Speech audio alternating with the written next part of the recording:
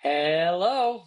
Good morning, afternoon, evening, good night, whatever time it may be that you're watching this lovely video of day, what is that? 20. Day 20. We've done it. Otherwise known as Friday, day 5 of week 4, the 3rd of October, 2025. I'm recording this. As you can see, I'm in the same shirt and I have the same greasy, unwashed hair as my last video because I'm recording them back to back because I'm getting back on track. I understand that. I, um, yeah, I want to just get back to filming in the morning. This following week's gonna be a little funky, but the next week's gonna be extra funky because I won't be here on Friday this coming week, the 10th, and then next week I won't be here Monday, Tuesday, or Wednesday. So I have to figure out how to capture all that. I don't get to do my booth, which I'll talk about in a second. But yes, so that's that. Anyway, let's get to it. Um, we started bright early at 9 a.m. with ensemble singing, and we weren't in the top floor of the Collett House. We were just in a studio, and we all shoved in there. We were with James, and we did a little warm up. Right? We shook. Oh, let's see. We did dead arms. I'll stand up for this. We did some dead arms. Just kind of doing this. He said, have one hand hit your shoulder and the other one like hit your kidney, and then just like warm up the body a little bit. And then we shook a lot, so just shaking it out, shaking it out, shaking it out.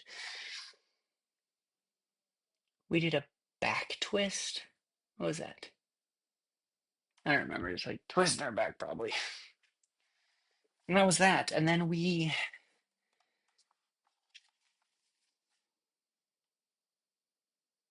I don't know what this word says. Genre. Haha. Um, yeah. We did something with our tongues like this, saying "hey, hey, hey, hey," like the tip of the tongue at the bottom of the back teeth, the back of the bottom teeth. Hey. I don't remember what that was, but then we did a back twist, and then we shook some more. And then he mentioned how genre singing is really determined by the position of the voice, partly. Um, so he helped us think of that by thinking of um like having your mood match it. Like, if are you happy? Yes. And the subtext brings it like forward and spread. Yes. Yes, I'm happy. And then um if you're not, if you're okay, it's kind of center. Yes. Okay. Yes. Yes. Right? It goes back. And so the answer was all yes, but the subtext is like, yes. Yes. Yes. Right? Kind of, yeah. The idea is that we change it without changing pitch per se. But the position of the voice is like changes that volume and the attack and determines that emotion. So we did an E,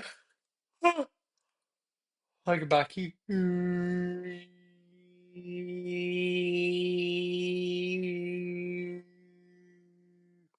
So we're trying to keep the same pitch, but we change that sound. Sorry, my nose itches. I got a lovely little booger. You're welcome. I was in the wrong nostril. Clean nostrils. So then we had some more warming up. Talking about age as well as how high is usually associated with the younger age, and mid is like a normal age. Once again, like a medium age, and then an old age is like back in the throat. I want to know. That's really far back. Oh. And then like a regular voice is kind of here. And then if we're really young, then our voice comes up here forward. Um, we put our hands on our obliques, like right here in our soft parts, like under our ribs, above our hips, and and then we felt like kind of how they push out. You see that? They push out with the cough. And we did it on a V. Mm, mm, mm, mm, mm, mm, mm, mm. Um, and that's kind of how we want to activate that feeling.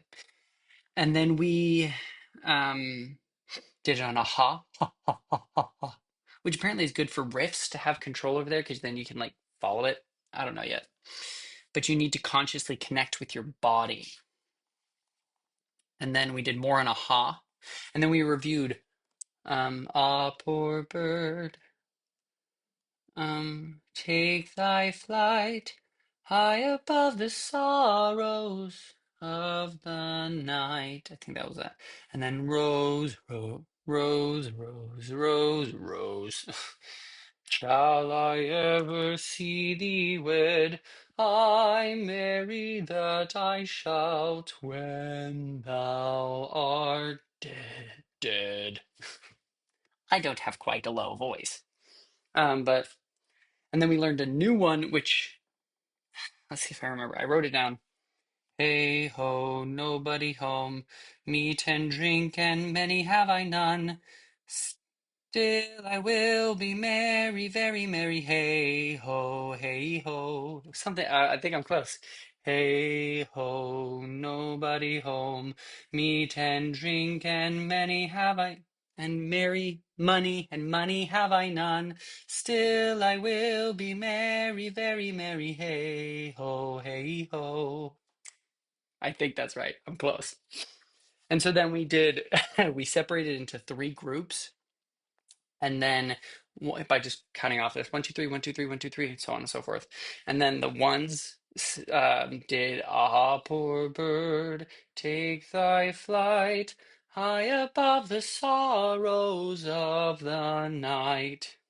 And then the next group, twos, did rose, rose, rose, rose, rose. Will I ever see thee wed? I marry that I shout when thou art dead. And then group threes, I was two, by the way, singing Rose. Then threes were doing hey ho, nobody home. No, hey ho, nobody home.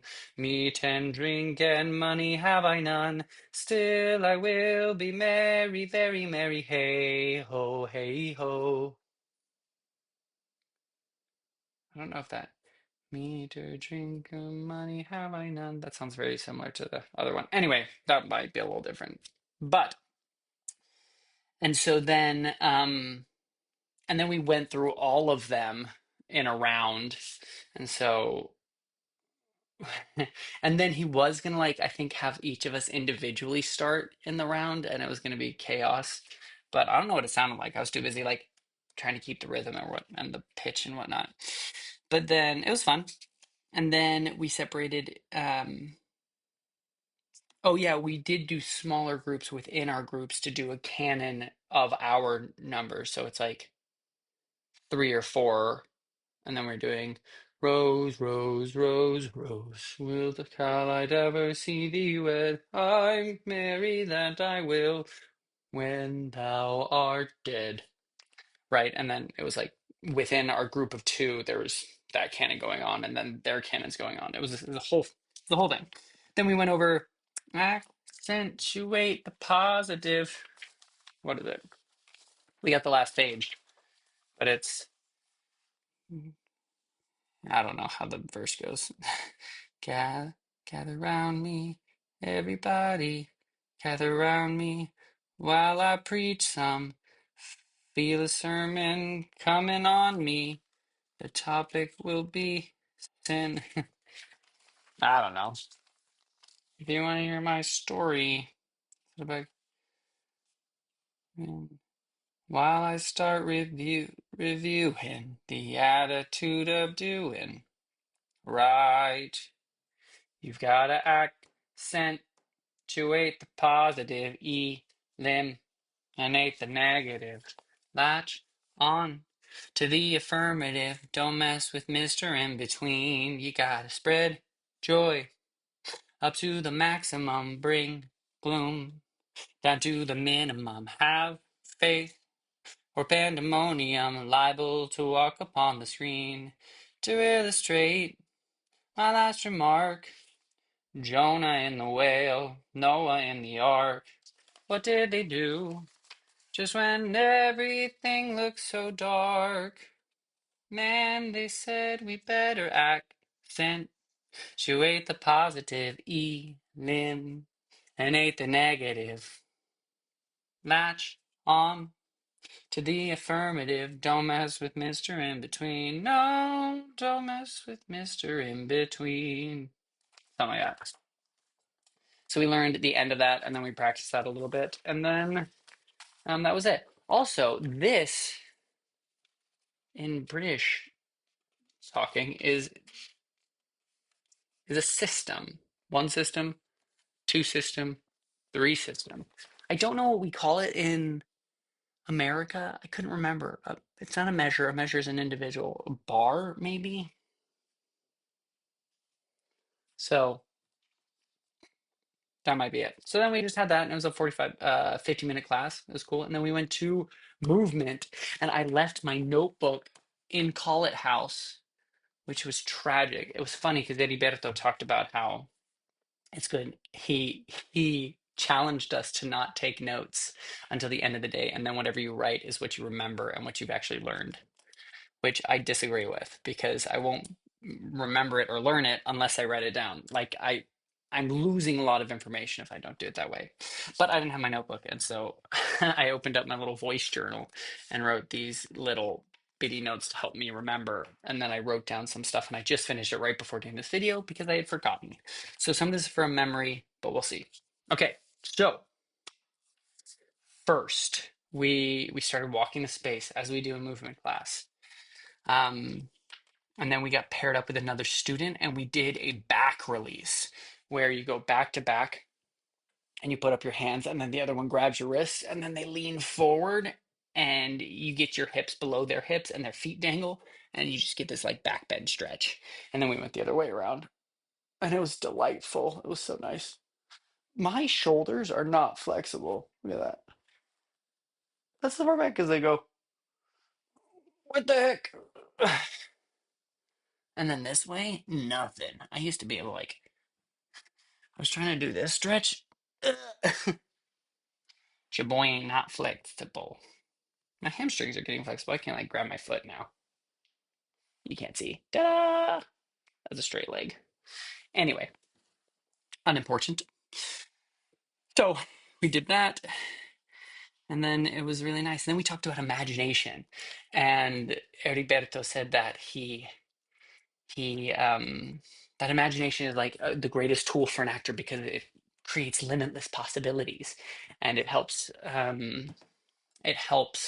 just build worlds and is limitless. And he was thinking he was trying to define an actor's imagination, and it took him years to do it, but he finally got it.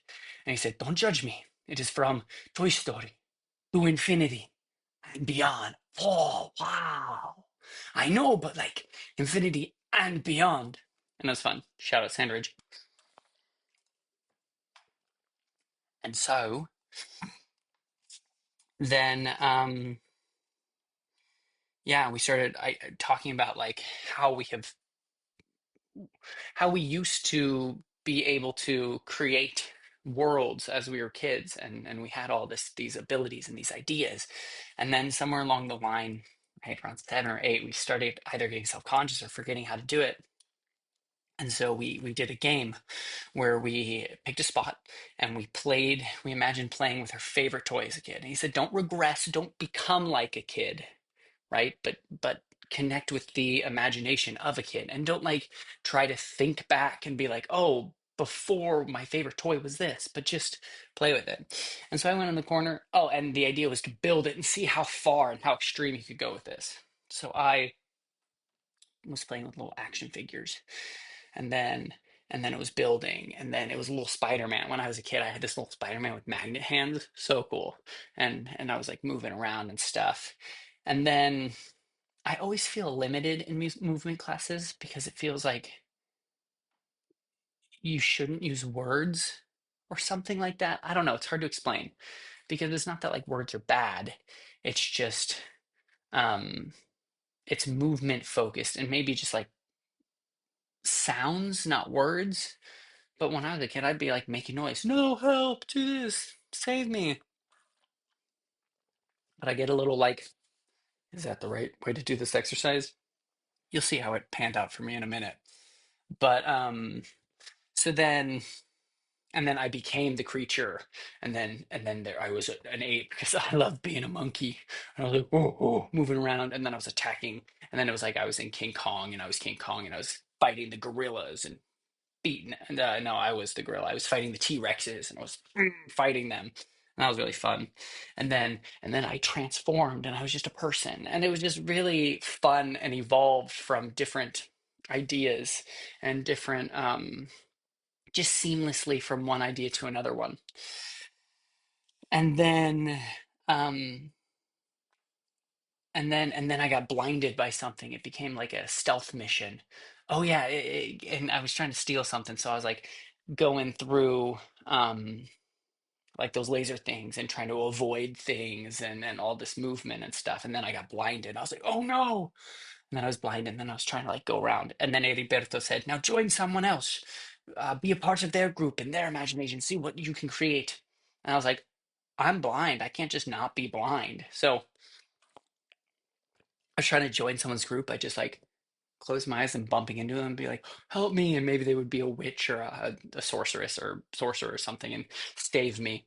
And so that didn't happen. And so I found like the wall and there was some AC. So I was like, I can see. And then I joined with these two girls who were on like a secret mission where they were one of them had a stuffed animal dog, I think. and um and no, I'm trying to remember who it was. No, it wasn't. It was just two people. And yeah, one of them had a stuffed animal dog or some doggy. And then they were building this idea about like trying to escape these aliens, the Martians, and going through tunnels in this abandoned city. And so we were going and we were like army crawling and going through tunnels, and we had to swim and hold our breath. And and it was super fun doing all these different things. And then as I was building, Heriberto like finished it and grabbed one of the people and brought them, put them in a seat, and then was trying to gather. I was like, hey, hey, come gather. And two guys were just in their whole other world. So I like went over and I was like, we gotta go. And I was trying to join their story because it had something to do with military. And he was just like, who the F are you? What's going on? I was like, we gotta go back to base, man. Um, and so he just didn't realize that the game was evolving and changing for everyone. And then this person that Heriberto put down, he started singing happy birthday to him. And they were like, yeah, happy birthday to you. You know, and then someone else got sat down, and then we sang happy birthday to them. And then another person got sat down, and we just did super time, like happy birthday to you, happy birthday to you. And it was just this fun little bit of play and imagination, and just having a good time. And then we sat down, caught a breath, drank some water, wrote down some notes. And we did um this new game where you imagine that you open a door and it's the biggest, craziest toy store you've ever seen, and every single imaginable toy is there. And so the activity is you go in and you see it and it changed your mind. And so then you go pick a toy and you play with it. And so this one guy went first, and he went in and he went straight to a toy, and then he stopped him. He was like, I want you to see the whole room, like experience it. And I think he let him play for a little bit, but he went right to the toy. He leaned down. He was facing like what would have been upstage to us, and then was playing, and then it was like a Gundam or a Transformer or something. And he explained to us what it was, but Heriberto was saying like, okay, but like you need to see the whole store and not just like go straight for your thing. And then also um always give the audience your best view since he was turned up stage from us. He's like turned down. And then also that actors we love the floor because we're comfortable on the floor. So like separate from the floor um so it's not like because the floor is limiting, you can once you're on the floor, it's hard to get up and move and you can't go down. But if you're on the ground and you've fallen and you just like lean over, like then it's easy to get back up and keep going. And so he said try to avoid the floor and also he's like, what was this? Because he was like he was like shooting something on a base. And then he got hit and it broke down and he retransformed. He's like, why so small? Because the actual like thing that the toy is of would be a giant skyscraper sized robot, and so or like building size, maybe not skyscraper sized. And so he's like, so why was your thing so small? And also, we don't always just play with toys, but we become the toys. And so he's just really kind of expanding the options of our imagination. He did it a few more times. And then he asked if someone else wanted to go. And I was like, I'll go. I'll do it. And so I got up there and I opened. I was like, whoa. And I tried to see things and like get into it. And then I pulled out this weapon. And then it was like a lightsaber. And um, then I imagined these orbs, these like droids, these robots were like shooting at me. I was blocking them. And then I turned around. And well, then my lightsaber blew up and I turned around and then I became the other guy and it was like this four-armed like this four-armed Sith monster alien. Then he was coming at me and then I came back to myself and I was like, oh no, I gotta dodge it. And I picked up another lightsaber, but that one didn't work. I was like, oh no, and I had to dodge it. And then I grabbed a third one and then that one worked and then I was fighting and I was like, ah, and then he stopped me. He's like, what was going on? And I explained my story, and he's like, "And what was happening before?" I was like, "Oh, well, those were like orbs. They were like shooting at me." He's like, "So like droids? This was Star Wars?" I was like, "Space, it wasn't Star Wars specific." But he's like, "Oh, okay." And then he's like, "But we need to see these characters. We need to understand like what you're seeing and how do you demonstrate that to us?" And I was like, "Okay." And he said, "Also, you have all of this things in the space, so think and establish the space, like the aisles of toys and other things." And he also said that we tend to get in a straight line as an audience, as actors, right? If you're the audience, I was here, and the other character was here.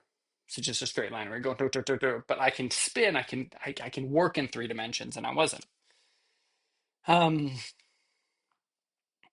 and then and then so he asked me to go again, and I really tried to get into the space and see things, but I just couldn't think of anything. My imagination was suffering. And so I went over and I was like, oh, this is like stuffed animals. I was like, I don't want to go there. And I was like, that's something I can't think of. I don't want to do that. And then I was like, ooh, and I pushed a button and like I became this robot. And I was like, hello. It's like, what can you do for me? And I was like, find me the best toy. And so then I became the robot and I walked around and I was really stalling, trying to think of something to play with, and trying to do this right, which who knows if that's the point. But then I picked up this orb and I was like, oh, this is going to be great. It was going to be the imagination ball that could transform into anything. But he stopped me right when he handed me the ball. He's like, oh, what is this? He's like, like this is like Siri. Hey Siri, what is the best toy? How do I beat this game? How do I do this right? Or Alexa, bring me the best toy. He's like, oh, no, use your own imagination. And I was like, okay. And so, and I was like, ugh. And he also emphasized creating the space. And so for the third time, I was trying to go through, I was trying to create this space and stuff. And then I came downstage and like close to the audience and I got in this race car and I sat down. I was like, oh no, I'm not supposed to sit down. So I stood up and I was like, I'm in this car. And then I was like, trying to drive. And then I was like, oh no, the aliens. And then my first thought was, that's not really descriptive. That doesn't help me show you what they are. And I was like, they're green. So I started laughing. The whole class started laughing. I was like, that's so stupid. That's not helping anything. And then and we talked about that and how descriptive and boring that was as a story. And I don't know that I think my best one was my first one before I got these rules. Not the rules, but the encouragement. And so it was a whole thing. But alas. So that was fun. Um, and then we paired up with new people, and our goal was to tell we one person picked A, the other person picked B, I picked A, and then you were to tell your B what your story was, what toy you're playing with, and what was the world it was going to work in, and then you would act out something while the person made sound effects, while B made sound effects for you. And so I was a knight fighting off dragons that had taken over the castle. And so I had to beat a bunch of dragons until I got to the big king dragon who had taken over the castle, and then defeat the dragon to save the world and save the castle. And so I started putting on my armor and taking out my sword and putting on my helmet and doing all of these things. And then I fought some little dragons. I picked up a shield. My shield got broken. I picked up a new shield. And then I was getting tired. I was going for it. I was sweating. I was feeling it. And then I got to the big castle, and there was this giant sword. And so I started to slice at his legs and run underneath him and slice at his legs. And it was this whole big thing, and it was really fun. And then we switched, and my partner had like a hook on a rope, and he's like, it's kind of like Indiana Jones, but not, because a whip's too easy because it comes back. This one, he had this big like meat hook, grappling hook that like he could take out Nazis, he decided, but also he could climb up places and swing from it. So I gave him some music, and his world was he was breaking out of a Nazi castle. Um, and then he was climbing and he was attacking and he was breaking into things and punching Nazis. It was fun. Um, and then at the end, two people were chosen to kind of do their thing in front of front of the class, and one of them was doing like percussion and doop doop doop doop doop boof boof boop boop boop.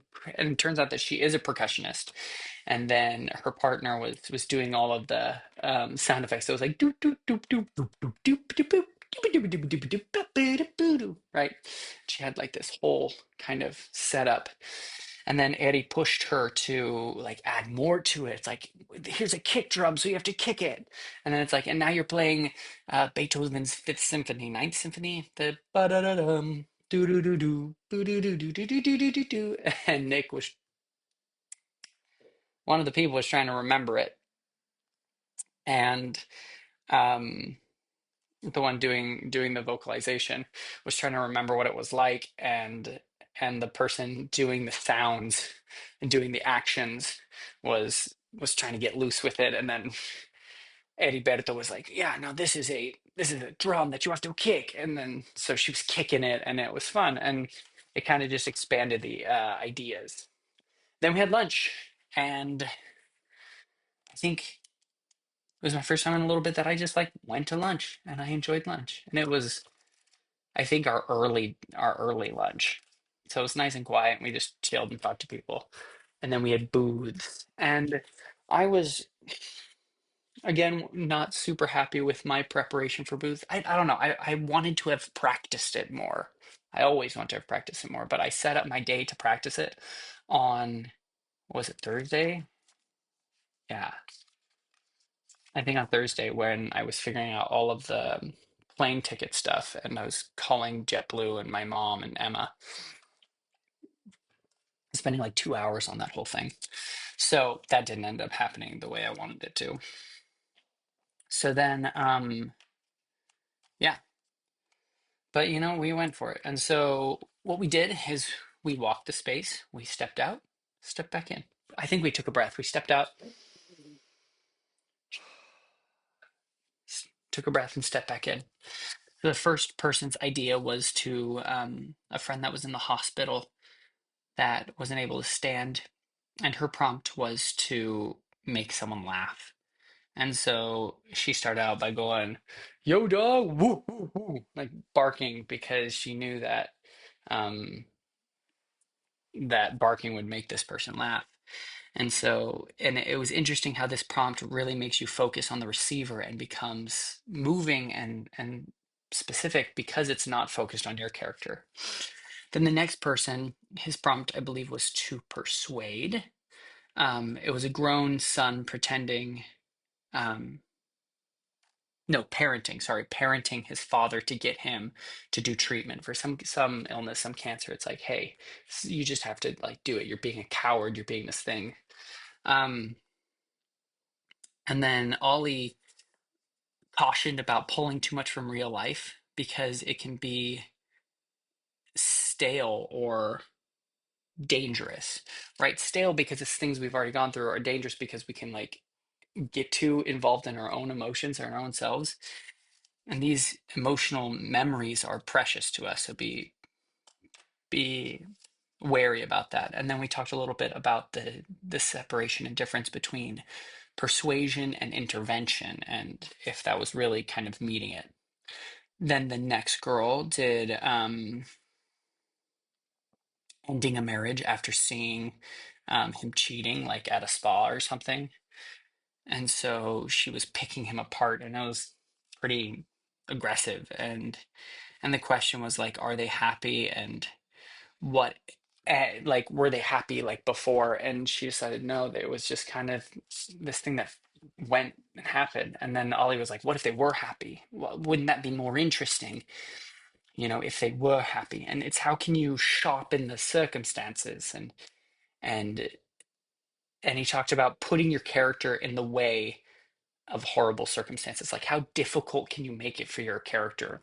Isn't it more interesting if you put them in these impossible situations and you explore how they might respond to them? So instead of it being like a not so happy marriage, that's just not working out, it was a wonderfully happy marriage, and it was this, everything was going well, and then out of nowhere this thing happens, right? um and then he was like, what if after nursing him back to health from cancer, the first thing he does is he goes out and cheats on you? It's like we don't we don't have control over the script in real life and when we're acting and we're performing, but we do have control over the characters, and we can use that control to create a backstory to justify who these people are. But we just need to really put our characters through it, push them to their limits and see what happens and see what we can imagine happening. And then a question he brought up as well, Ollie, was that it's always important to ask if this is an actor's exercise or a writer's exercise. And so you need to think about um, that idea and what that means. And and we can't conjure emotion, but we can conjure memory. And so we don't want to force. I think I might have missed someone else's thing in here. I don't think so. But so we're not trying to force emotion or anything, but we are trying to recall things, experiences we've had, right? But still be careful with that, right? And then the next guy went, and he was calling his best friend who cheated on him with his girlfriend, and his prompt was to be direct and slow. And Ollie said that he felt like he was successful in being slow but not as direct, because he thought of directness not just as the words spoken but the way about a person. And his next one's going to be in Danish, which is cool. But then yeah, so we talked about the difference between a direct words and direct intention, and a direct person with direct physicality. It's just right in. And then the next person went and was apologizing or confessing to his wife that he purposely killed the dog. And the question, and Ollie felt like it was avoiding it a little bit because it wasn't just a confession. It was, well, because he said that he let the gate open so that the dog would run into the street and die because the dog was ruining their marriage. And he's like, what if you killed the dog like purposefully? Like it wasn't as like I left the gate open, or I put the dog, what did he say? Like in the dishwasher. He's like, I put the dog in the dishwasher because I love you and I love our relationship. That's so much more interesting. And it was really funny, and we laughed just the way he described this dog. And he said, Ollie said that like the circumstances can be funny, but it's really funny if it's connected to truth. And so he felt like this person's avoiding the exercise to a degree. And because he's avoiding the vulnerability of it and leaning into the humor. Um, and so that was interesting to see how that might be the case, and how I wonder if I'm avoiding things as well, kind of flipping that back. And then the next girl went, and she was telling of a friend who was blaming her for getting with her man when it was a spin the bottle um, game, and it was based on her prompt was to do an accent, so she did Cockney. Um, and there was great conversation just about what accents are and what it means, and accents bring a lot around with personality and culture, and what does it mean to appropriate an accent. It kind of becomes our responsibility when we're making an accent to really make these genuine filled characters. Like for example, this person, when she was creating her character, she created the character first and then added the accent on top of it, so that it wasn't just all based on the character, and but um it was a genuine character with the accent added on. And then, of course, that influenced like certain words or certain ideas around it, like class became an issue, um, and influenced the character, but the circumstance itself wasn't based on the accent. It was cool. And then if the character is a real person and based in truth, and the accent is just a flavor. Then the next girl went, and she was having a really realization. Like, I don't know if her prompt was to have a realization halfway through or what it was, um, but she had a realization at the end that her friend had set her up, that she had run off with her friend's ex or her friend's boyfriend. And then they went to like Italy or something, Venice, I don't know. And then um, someone was after her, and her new boyfriend, who was her best friend's ex-boyfriend, had gotten in the way and was killed. And then she realized, she was like, "Oh, but Venice was your idea." And it was interesting. Um, Ollie said to watch Vera Drake, which was a very interesting experimental film where they just acted like the characters, and it was like all improv with like certain beats. And then at the end, there's this great realization that the actress, it's Imelda Staunton, who plays what's her name? In Harry Potter. Um, Umbridge, Professor Umbridge. Um, how she didn't know that this reveal was happening. It's just this the realization hitting her. So cool. And then the next guy went, and it was firing a friend from a project. And I really liked his moment before because he had like a little world. He was with someone. I don't feel like everyone would go to these things alone, but he was like on his phone, and he was a movie producer or like something in the film industry, a project producer maybe. And and then he got in there, and um he was talking about how we want more time to develop so that we don't to like develop the gait and the character and the specificity. But what do you do when you don't have that time? Because we never really will. We need to find a process that works with our character when we don't have the time to explore them. And then once again, how do you sharpen the circumstances? And he didn't quite get to this part in his booth, but he was going to be like, it was, not only was it my call, like no, it wasn't his call, but he was agreeing with it, you know. But something that Ollie said is it would make it more interesting or sharper if if it was his decision, that makes it more conflicting. And then put them, like the characters, in the hardest circumstances you can. Build impossible circumstances, and then have your characters fight out or fight through it. And then the next girl went, and she was eviscerating a man that had hurt her friend, and it was brutal. And we talked about how we all have evil and vileness inside of us, and we're all capable of awful things. Bryan Cranston has an autobiography, and he was dating this girl, and he had this like blackout moment where he he like in an act of violence like hurt and killed his girlfriend. And then he knew that like the cops were going to come and this horrible thing. And then he kind of snapped out of it, and he realized he had just imagined it and it wasn't real. But he, as a good person and as a morally conscious person, realized that within him was the possibility of this awful act of violence. Even though he didn't really do it, he kind of walked through those circumstances. And so I think it is important for us to recognize it's nice to think, oh, we're good people, we do good things, and we would never do awful things, or our character would never do that. And I just don't think that's true. It's just what circumstances would lead them to do that. I think that's more interesting. Um, and then Ollie asked what the cost was for the person. What's the risk? What are the stakes? If um,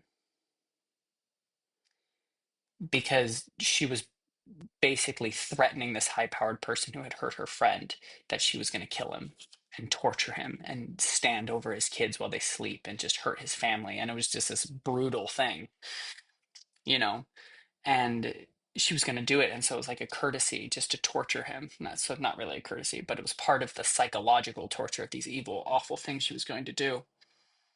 And so there was the thought, like, what if, because she started feeling the emotion. It's like, what if the tears come? What can you say or do to stop them? That's a very human thing, because you don't want to cry because it feels weak. And so what awful thing might you say to stop yourself from crying? And then so like, why do we say some things? And sometimes it's to avoid something, to avoid doing something, or to avoid saying something. Then the next person went, and they were like leaving this sexy message, but it turned out they were breaking up with their boyfriend because they um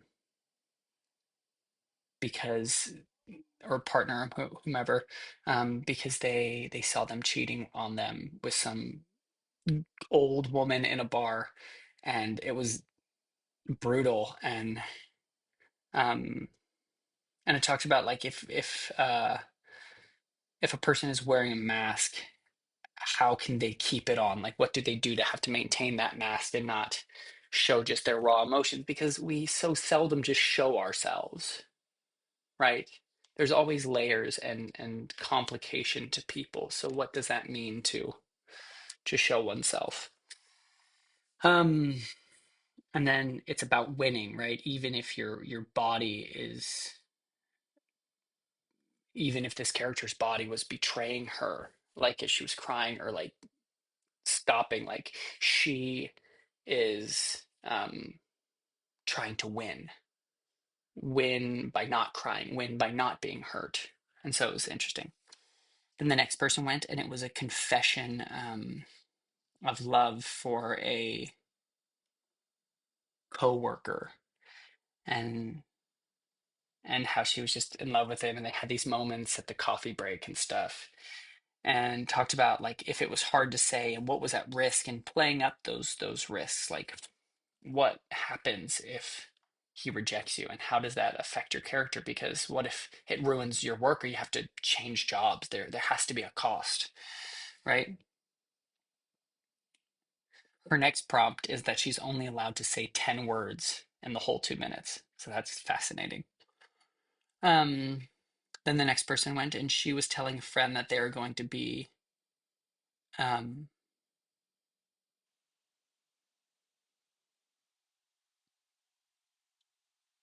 oh, they're going to be a mom, and they're talking to somebody who they haven't spoken to for a long time, and they kind of they just had this complicated relationship, and now they're talking about um their relationship, and it was good, and like she's going to be a mom, and this one was done with an RP accent, so received pronunciation, which is the very proper way of speaking with a British dialect. It's sometimes referred to as the BBC English. And so it's not like whatever this might be, like a London dialect or whatever, or like the more standard British, right? Which might have those glottal stops and might have that darkening sound, but it's a very proper and controlled British dialect. It's the one that you would hear um, actors speak in formal films and on the radio and all of that important things. And so not W sounds with the L's or glottal stops or any of those things. So, but we talked about doing an accent with the scenarios makes it difficult. Ollie uses the term spinning plates a lot, right? Like you're spinning multiple plates and it's hard to keep everything in touch. But it was still good. It was still interesting. And then, this guy went, and this one was spicy. He didn't reveal like what the idea was until after he finished, but he was confessing to someone that he was in love with them, and it wasn't the person he was with. And that person obviously knew them. And then he revealed that it was the mother of his girlfriend or wife or partner that he was in love with. And I was like, oh shoot, that's spicy and complicated, and it was good. It was interesting. Um, and then the next guy went, and it was confessing love, then realizing that she's too good for him. And the guy who did this said that during the class he realized that he hadn't done the assignment correct. And so he like rewrote it in the moment, and he's like, that's so good. And he felt great about it. Um, and it was so good to see his confidence. And Ollie was like, "Did it work?" And like, "How was that for you?" And he was like, "Oh, it was great." He's like, "I loved it. It was awesome. Uh, I nailed it." And then he's like, "Are you sure?" And he's like, "No, like, yeah, I did. I did great." He's like, "Yeah, I'm just messing with you." He's like, "I was locked in. I felt not only did he feel like locked in and in the scene and in the character and everything, but he also felt like good about it, which a lot of the time he feels like when he has a good performance, he walks in and kind of blacks out, and someone's like, that was so good, and he's like, I don't know. But here he was aware and locked in, and it was great. So it was awesome to see him succeed. And then very last was me. um and I was a guy who was threatening, my prompt, my steer was to threaten someone close to me. And so I picked a character. I created a character who was in an upper position, and there was a promotion available, and he and his coworker, who was a little below him, maybe like not the project manager, but working on the same project on the same general level, um, like took my character's part. Here, I'll pull it up because I have names to it. Spaced out. Okay, so my character's name was Paul, and I was upset at Jared, because Brandon's position was available, and we were having this presentation, and Paul, my character, was going to do the finale, the conclusion, and really kind of bring it home. It was going to be this triumphant moment, and he was going to like launch him into the getting this promotion. But then Jared, who is charismatic and sweet and popular and wonderful, but hasn't been working as hard, hasn't been in the company as long as I have, stole it and embarrassed me. And so I was just really upset. And I wasn't a good people person, but I felt like I deserved this. And it was just all this upsetness. I was like, you embarrassed me. And I was threatening to expose his relationship with this secretary, which might not even be true, but I see him talk to her. And and if he gets offered the promotion, he needs to tell them that it's me, it's for me.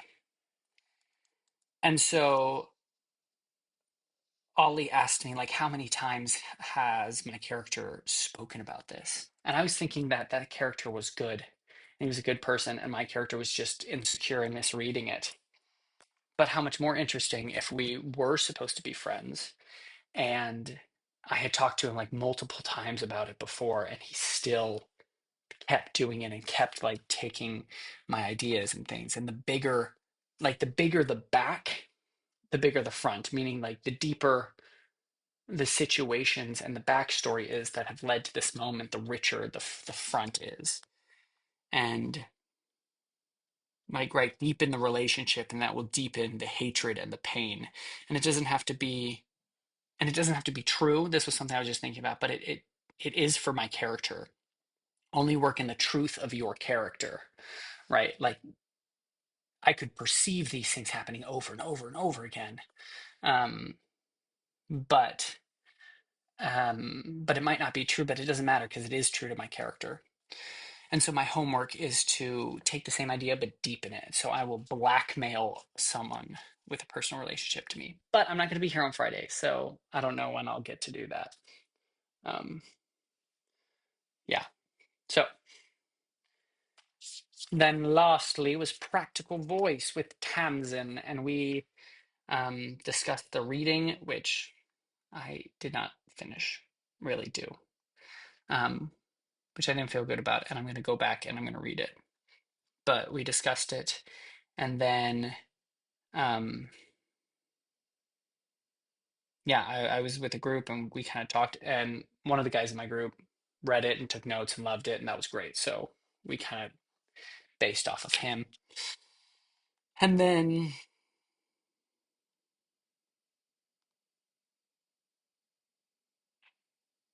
I don't know what that means. Sees, feels, hears, speaks.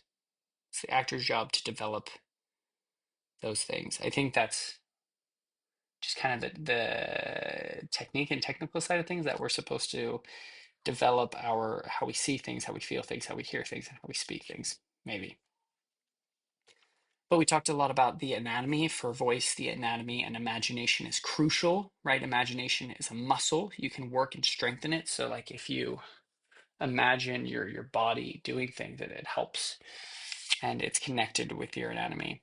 So oh, I just thought about like how many people are quoted and referred to, and they and I need to be more studied and understanding and have this ethos to refer to, especially if I become a teacher, like a professor.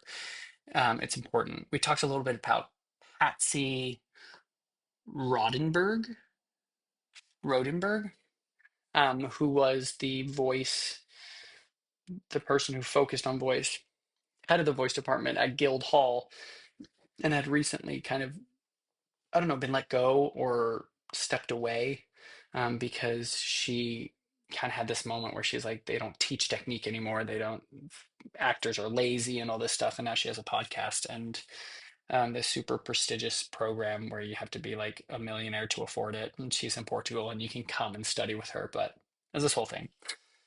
But I want to kind of look into that because a lot of people still really respect her ideas and respect her work that she's created.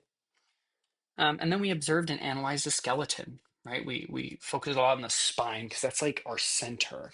And especially like the way the lumbar of your spine curves in, it's really more at the center of our body than we think of it, than like at the back of our body because it curves in.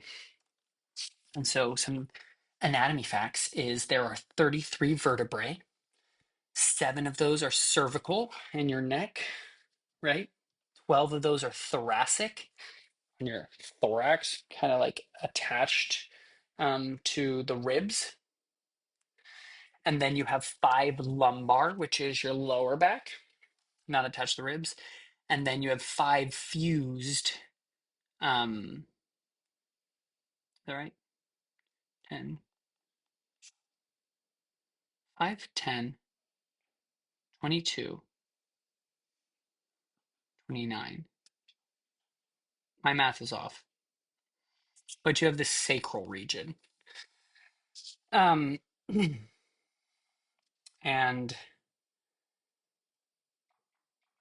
yeah, I don't know why my numbers are off. Anyway, but the sacral region is like this kind of shape of your butt and bottoms out on your coccyx, which is like your tailbone.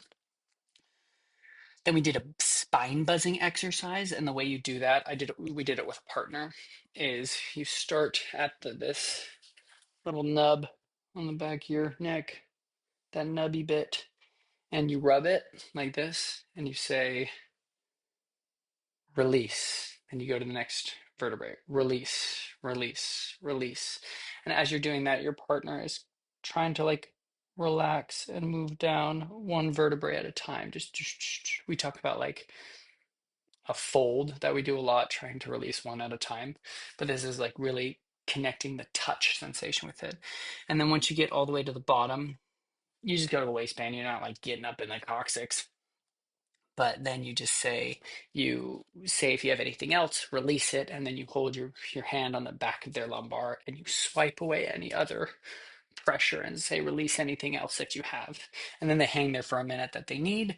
And then when they're ready, you go back from the bottom up to the top saying energize, energize, energize. And then you're energizing all of their vertebrae.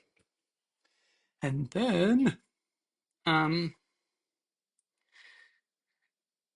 And then once you reach the top of the thoracic, right, the bottom of the cervical, that little nub, the big little neck hump, you put your hands on their shoulders and just place the weight of them. Just make sure that they don't have any scapula tension or shoulders up here, so you help them release. And then um, their head is still down at this point. And then you remove your hands and you walk up their cervical um, vertebrae up to that little skull nub where it sits in, right? Because your spine goes like basically to like where your eyes are. That's where the top of your spine is. It's all the way out there. Sometimes we think of it starting as here. It's really all the way up there and then all the way to your tailbone. Um, and so you've removed your hands off their shoulders, you've walked up to the top, and then you go down and you put pressure on their feet and you ground their feet, which is a nice sensation. You just push it down. And then you pull from their sternum a little golden um, string. Then you tie it off so that it just pulls them forward a little bit. So you've had this idea of this proper posture, and then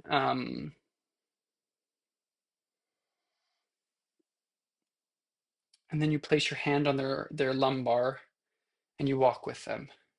And then after you kind of release them, let them walk on their own. And it's just energized, purposeful, well postured, released walking. That was really cool. Then we had a little 5-minute break, and then we discussed what we learned. Then we did some exercise to expand our ribs. I'll tell you, always exciting. Um, so on, right. Um, so one is stretching this way. You don't want to get your like hips involved because you just want to focus on your rib and just pat them. Just like really opening that up. And the other way. And this was to engage the ribs and preparing us to breathe well. And then we did this center fold where we put our arms like around our back and then we hold.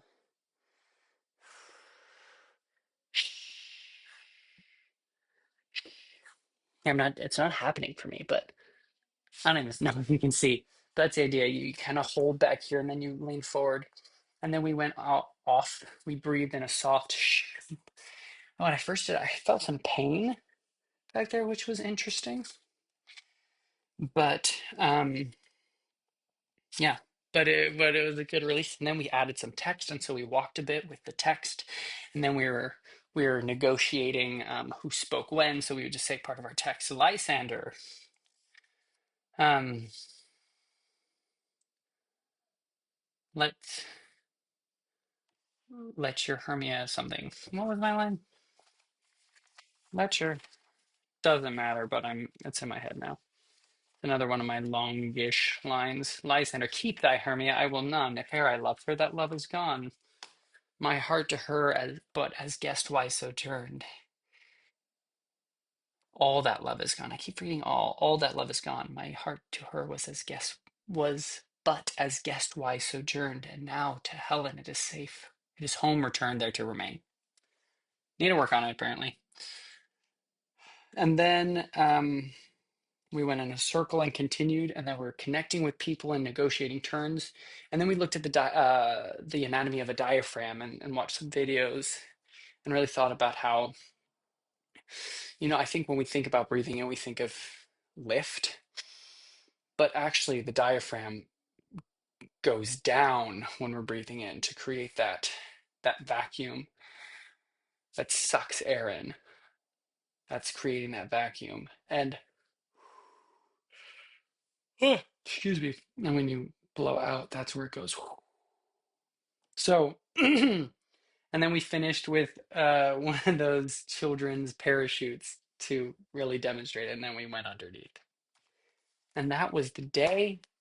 And then we went to see a show, which was English Kings Killing Foreigners, which was a critique on Henry V and the um, propaganda nature of Shakespeare, which is just a well-known fact that Shakespeare wrote for propaganda for the Tudors and Elizabeth I and for the people of England and their kings and queens.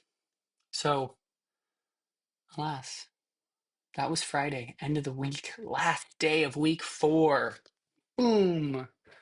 Um, yeah. So I hope you all enjoyed. I did 2 videos almost back to back. I took a little break. But alas, all is well. Until next time, enjoy. Have a wonderful day, weekend, life. Till I speak to you again. This will be funny when I'm talking to myself in 10 years. Enjoy. Hope you're doing well. Bye bye.